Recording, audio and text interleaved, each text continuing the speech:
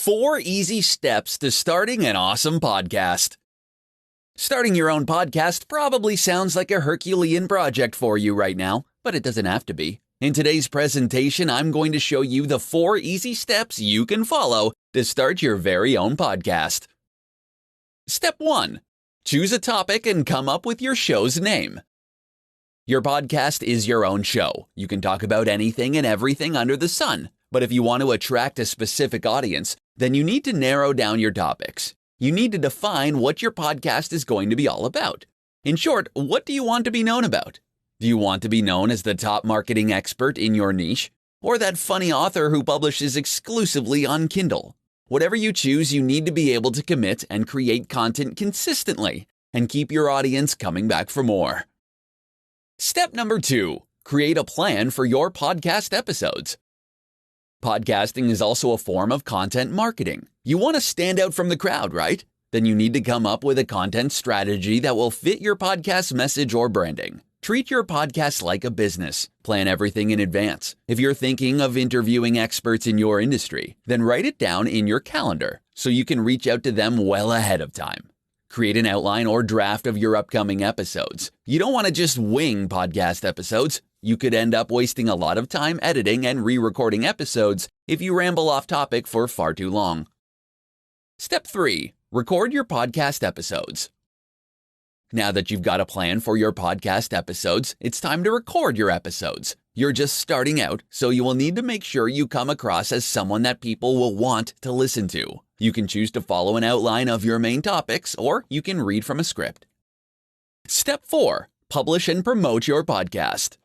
To publish your podcast, you need to select a good podcast hosting service. Libsyn is one of the more popular ones. Once you've uploaded your episodes to your host, it's time to promote your new show to your target audience. 5 podcast monetization methods you can use today. Podcasting can be both fun and hard work. But did you know you can also earn some money in the process? Many podcasts earn anywhere from $100 to several $1,000s a month. If you're planning to set up your own podcast, then stay tuned to this presentation. I'm going to show you the top 5 podcast monetization methods you can use today. Let's begin. Number 1. Sponsorships. When it comes to sponsorships, you need to build a sizable audience first before anyone will consider sponsoring your podcast. But once you've got a few thousand fans tuning into your podcast, then you can start reaching out to potential sponsors and advertisers. Alternatively, you can use a platform like Midroll or Authentic. The next option, however, is the best one. Once your podcast becomes big enough, sponsors will be the ones knocking on your virtual doorstep to ask you to promote or endorse their brands. Number 2. Affiliate marketing. It's relatively easy for one to make money with affiliate marketing. You simply get your special link that has your unique tracking code in it. And when people click on your link to buy your recommended product, then you get a commission. There are plenty of affiliate networks you can join. The most popular one, though, is probably Amazon. Other networks include ClickBank, ShareASale, Commission Junction, JVZoo, and so much more. Number 3. Selling your own products or services. If you've got an established brand outside of podcasting, then it will be relatively easy for you to plug your own products and services on your show. Of course, try not to be pushy or aggressive, as many dislike high-pressure sales tactics like this. Instead, promote your own products or services as a solution to people's various pain points. Number 4. Coaching. Coaching can be quite lucrative, especially if you position yourself as an expert in your niche. You'd basically be teaching the same things you talk about on your podcast, but only more in depth. Another selling point for coaching is that students will have direct access to you, so they can ask you questions and get answers relatively quickly. Number 5. Courses. You can sell your own courses or even other people's courses as an affiliate on your podcast. Courses are great for podcasters who want to provide their audience a more organized and in-depth look into subjects they're experts of. They're also great for generating passive income on the side. 5 podcast styles you can follow. Podcasts have been around for years. If you think its popularity is about to fizzle out soon, you're mistaken. The popularity of podcasting has been steadily growing every year. If you want to get in on the podcast gravy train, then stay tuned to this presentation to find out about the top styles you can follow for your own podcast. Let's begin. Number 1, the solo show. This podcast style is probably the easiest one to use when you're just starting out. Many podcasts are hosted by an individual. Solo hosts often use their name on the podcast show title, like John Smith's Awesome Podcast Show. Solo podcasts are also easy to produce. You don't need to wait for someone else to become available. You can simply record your episodes as and when you feel like it. The only downside is you'll probably run out of things to say much faster than if you're doing the show with someone else. Number 2, multi-host show. Many podcasts nowadays now follow this style. When you've got 2 or more people sharing ideas and thoughts, then there's less chance you'll run out of topics to talk about. You'll be able to present different ideas to your listeners. You can even agree to disagree on most topics to make your show interesting. Number 3, one-on-one interview. There are many benefits to interviewing other people on your show. 1, you don't have to do all the talking, so you can rest your vocal cords for a bit. And 2, your audience will have someone else to listen to other than you and your co-host. Another benefit is that your guests will be letting their followers know they've been interviewed on your show. This means that their followers can potentially become your followers too. Number 4, roundtable discussion. A roundtable or panel discussion is a lot of fun. You'll have different people chiming in with their opinions on different topics. Just make sure you put a time limit on the discussion because it's easy to get carried away when you're having a lot of fun with like-minded people. Number 5, storytelling. Some podcasts are in a storytelling format. Sometimes the host will be reading one story for the entire show. For other shows, they'll narrate one story over the course of an entire season. So it's sort of like a radio drama, but in podcasting format. 6 secret tricks to producing powerful podcast content. Podcasts aren't created equal. There are great podcasts and there are meh podcasts. Which one do you want to listen to every chance you get? Not the meh podcast, I'm sure. So, if you want your audience to stick around, then stay tuned to this presentation. Today, I'm going to share with you 6 secret tricks to producing powerful content for your podcast. Number 1, answer people's questions. People listen to your podcast because you promised to provide something of value to them. Or were you able to answer their all-important question, what's in it for me? If you want your listeners to keep on tuning into your upcoming episodes, then you need to find a way to keep on answering that question. Find out what they want to know and discover their pain points. Then talk about it on your podcast. Number 2, show people how to do things the right way. People love how-to tutorials. If you've got a podcast on making money online, then discuss specific methods and techniques to help people start earning money. Demonstrate your expertise by sharing the methods that worked for you. Of course, you don't necessarily need to give out all your secrets, but at least give them an overview to show them how to do things the right way. Number 3, be original and authentic. Many people listen to podcasts because they like the host's personality. If you sound like you're having fun and enjoying your show, then it's much easier for your listeners to hit that subscribe button. Number 4, plan your podcast content in advance.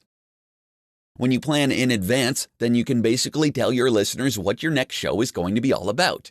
You can give them a quick background on your next topic to have them look forward to your next episode. Number 5, tell a story. Make your podcast engaging by sharing your personal stories or those of people you know. People may not remember specific methods and techniques, but they will most likely remember your stories. Number 6, add a call to action. Yes, your podcast needs to have a call to action as well. What do you want your listeners to do after listening to your show? Do you want them to subscribe to your email list? Do you want them to sign up for your online course? Don't leave your audience hanging. Make sure there's a call to action for each of your podcast episodes. 7 easy ways to promote your podcast. You want your voice to be heard, and you want people to listen to your podcast. If you need ideas to get the ball rolling, then stay tuned to this presentation. Today, you're going to know 7 of the easiest ways to promote your new podcast to your target audience. Let's begin. Number 1, submit to as many podcast directories as possible. Make sure you have your podcast title, description, tags, artwork, and a few episodes ready before you submit your podcast to directories. Your first stop should be iTunes, simply because it's the largest podcast directory in the world. Next, upload your content to platforms like Spotify, Google Play Music, Stitcher, SoundCloud, and more. Number 2, share on social media. Let your followers on social media know that you've got a podcast. Whichever platforms you use, let your family and friends know and ask them to share it with their followers as well. Number 3, ask your podcast listeners to follow you on social media. For branding purposes, use your podcast title as your social media handle. It will be easier for people to remember your brand that way. Give a quick mention of your social media channels on every episode and ask your listeners to follow you. Number 4, link your podcast episodes on your blog. Create a new post for every episode and add a link to your MP3 file. Then write out a transcript or show notes for each episode. Your written content will be indexed on search engines, so you'll most probably get a nice chunk of search engine traffic later on. Number 5, interview experts in your niche. People love being recognized as experts, so if you tell people you're interviewing experts for your podcast, chances are you'll have a good number of people signing up. They can promote their businesses or their podcasts, and they'll let people know that they were interviewed on your awesome show. Number 6, record your podcast on video.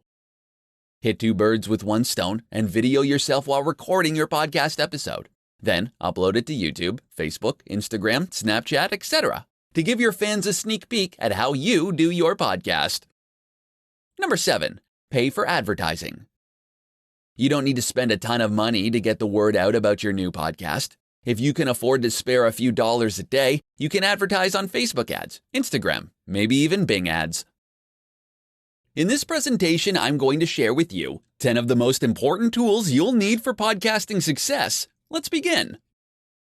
Number 1, a good microphone. Not all microphones are created equal. A good quality microphone is necessary if you want your podcast to sound good. Number 2, pop filter.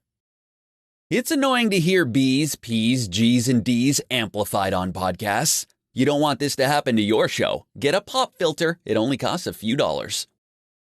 Number 3, podcast hosting account. You don't want your podcast audio files eating up your web hosting bandwidth. Get a good podcast hosting account. They're relatively cheap. Check out Libsyn, one of the most popular podcast hosting services. Number 4, multi-platform note-taking software. It's important to know what you're going to talk about in your podcast episodes. Use a multi-platform note-taking software so you can easily pick up where you left off. You can start writing down your ideas on your mobile phone and then finish it up on your laptop. Number 5, Google Calendar. Google Calendar is a great tool for scheduling your podcast episodes. You can add different calendars to your account, and you can label each one with a different color. Number 6, Audacity. Audacity is a free, open source, and cross-platform audio editing software. There's a bit of a learning curve, but don't worry. There are lots of tutorials on YouTube to help you get up to speed on how to use this powerful software. Number 7, voice typing tool. Show notes are important for your podcast. You can hire a transcription service to transcribe your episodes, or you can use a voice typing tool. For best results, make sure you speak clearly and audibly so the software can make out what you're saying. Number 8, feed validator. A feed validator is needed to make sure there are no problems with your podcast's RSS feed. Most podcast hosting services include a feed validator, but it won't hurt to run your feed through a service like Feed Validator. Number 9, graphic design software. An eye-catching artwork can make the difference between people checking out your podcast on iTunes or any other directory, or skipping it entirely. You can use Photoshop or a free tool like Canva to design your podcast artwork. Number 10, live streaming platform. Show your podcast listeners how you work. When you go live on platforms like Facebook Live or YouTube Live, your followers get a notification, so you get real-time engagement from your fans. How to repurpose your podcast episodes. Creating the content for your podcast will take a lot of brainpower. You don't want all of your hard work to last all of 30 minutes or an hour, right? You want to maximize it, and the best way to do that is by repurposing your podcast episodes into other formats. If this is something you want to do, then stay tuned to this presentation. To fully get the most out of each podcast episode, then you need to plan beforehand. Have your outline, draft, and notes on hand so that when you start repurposing your content, you can do it in the most efficient manner. To begin with, your outline will probably make for a great infographic. Now, the thing is, you don't have to design graphics all by yourself. If you don't have a team in place, you can always outsource your graphic design needs to a talented designer. You can upload the infographic to your blog as well, and other sites to gain some precious backlinks. You can also create show notes or even a transcript of your episodes and then upload it as a blog on your site. If you do your on-page and off-page SEO correctly, you might even start ranking on Google for some profitable keywords. You'll gain free traffic from search engines, and you'll get new podcast followers and blog subscribers in the process as well. Of course, let's not forget the power of video. When you record your podcast episodes, you can have a video camera record the entire process. You'll essentially be hitting two birds with one stone. Your audience who loves video will appreciate your video content, and those who prefer listening to podcasts will be able to listen to you as well. You can share the recording on Facebook Live or YouTube Live or any other platform of your choice. The awesome thing is, live videos get pushed to the top of people's feeds, so they'll likely see your video right away. You can also break down the most important points in your show to tidbit-sized quotes. You can then ask your graphics guy to create social media graphics. You can watermark it with your link, because as you probably know, graphics get a ton of shares on social media. Lastly, to tie everything together, you should then cross-promote the different repurposed formats in various platforms. How to select the right hosting for your podcast. Are you wondering where you can upload your podcast audio files? Do you think uploading your podcast files to your website hosting service is okay? If you do, then you have another thing coming. In this presentation, I'm going to show you why you need a dedicated podcast hosting service and how to select the right hosting service for your podcast. First off, why shouldn't you upload your podcast audio files to your web hosting provider? Well, the answer is because audio files can get quite large. Every time someone listens to your podcast, it consumes precious bandwidth. If you have a ton of people listening to your show all at the same time, it can cause problems with your web host. So, the right course of action is to use a dedicated podcasting hosting service. Second, what are the criteria for a good podcast host? Here are some tips for you to consider. Number 1. Do they offer unlimited storage and unlimited bandwidth? Ideally, you want your host to have unlimited storage and bandwidth. You don't know how popular your podcast is going to get, so it's best to be prepared for the onslaught of traffic. Over time, you'll also probably publish a ton of episodes, with each audio file being several megabytes in size, so it's great to have unlimited storage space on hand. Number 2, do they have optimized and distribution-ready RSS feeds? Most podcast hosts are podcast-friendly, meaning they have built-in RSS feeds for easy syndication by podcast directories. This means that every time you upload a new episode, all directories where your podcast is listed will automatically be updated. Everyone who's subscribed or is following your podcast will automatically get access to your latest episodes. Number 3, will they help you submit your podcast to top podcast directories? A good podcast host will make it easy for you to submit your shows to the top podcast directories. People frequently go on platforms like iTunes, Spotify, SoundCloud, etc. to look for new podcasts to listen to. Number 4, your own podcast site. You may have your own blog, but having your own podcast site is awesome as it helps build your authority. Another added benefit is that it's great for your blog's SEO since you can add a link to your blog. Why you need to choose a podcast niche. Are you wondering why you need to select a niche for your podcast? Do you think it's a waste of time? Well, in this presentation, I'm going to show you why niche selection is important for your podcast success. The most popular podcasts on the planet all have something in common. They all talk about a specific subject. I'm sure these podcasters all have other interests. However, they choose to talk about a topic they know about or at least are very interested in. If you're looking for a good podcast on internet marketing, why would you subscribe to someone whose topics vary from episode to episode? Or would you subscribe to a show that talks exclusively about internet marketing? I'm sure you'd choose the latter. But why? You see, when you present yourself as a jack of all trades, it doesn't reflect your expertise in any way. You know a bit about many different things, but when people look for information, they'd usually listen to someone with demonstrated expertise. So if all you talk about in your podcast is internet marketing, then you're going to weed out the people who have zero interest in this topic. But you'll be attracting the kind of audience you really want, those who want to know more about internet marketing. Sure, your audience count might be a bit lower, but your conversion rates will be so much higher. For instance, if you're planning on promoting a course or product later on, then your internet marketing audience may express more positive interest than a mixed audience. Your calls to action per episode will be targeted to the correct audience. Thus, you're going to get higher conversions. The perfect podcast niche will be something that you're extremely familiar with, so you can create content for an indefinite period of time. Second, there has to be a demand for it. It doesn't have to be there in the millions. A few hundred or thousand listeners may be sufficient, depending on what it is you hope to achieve with your podcast. Niche selection is especially important when you're starting out. You're going to compete against more established brands and podcasts. You need to find a way to stand out from the competition. When you select a niche, you're able to create an edge for yourself. That edge will help you become memorable and attractive to your target audience. 3 reasons why podcasting may be good for your business. If you've ever listened to a podcast, you know how easy to consume they are. All you have to do is subscribe to your favorite podcasts, and you'll have the latest episodes sent straight to your device. If you're not sold on the idea of podcasting for your business, then you should listen to this entire presentation.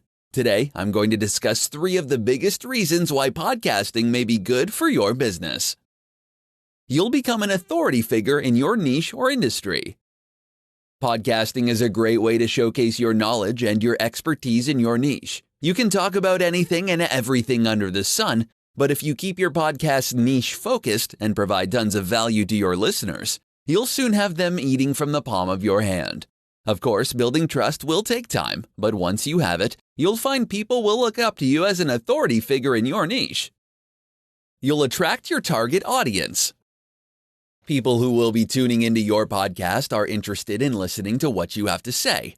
There are so many podcasts to choose from, there's a reason why they chose to listen to you. So, if you're trying to attract a certain demographic, know that podcasting is one of the quickest and cheapest marketing techniques you can implement ASAP. Make it easy for your audience to promote your podcast on social media, and you'll attract even more of the same demographic. You'll have a solid source of income once you've established your brand. Yes, it's possible to make a full-time living just by podcasting alone, but you need to be prepared to invest a lot of time in growing your podcast. You'll need to be consistent with your schedule, and you'll need to attract a sizable number of listeners before you even think about monetizing your podcast. In the beginning, you'd want to provide as much free, valuable information as possible. Once you've reached a few thousand, some experts say at least 10,000 followers, then that's when you should start thinking about making some money off your show. The good news is, there are many different ways you can monetize your podcast. You can do sponsorships, affiliate marketing, you can promote your own product, and so much more.